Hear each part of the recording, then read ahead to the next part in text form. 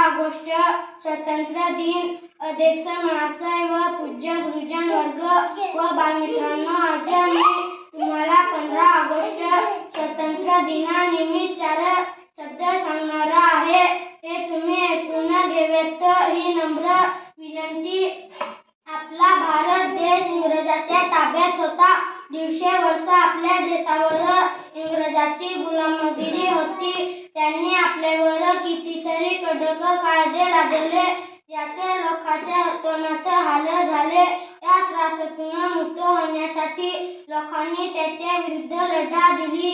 महात्मा गांधी, सुभाषचंद्र बोस, लोकमान्य टिळक, पंडित नेहरू, सावरकर, तात्या टोपे, भगतसिंग असे अनेक वीरांनी जीवाची पर्वा केली नाही. सर्वांच्या प्रयत्नांना यश आले. आपला भारत देश ऑगस्ट स्वतंत्र दिन तेव्हापासून हा स्वतंत्र दिन म्हणून साजरा करतो. एवढे बोलून मी माझे भाषण संपवितो. जय हिंद, जय महाराष्ट्र.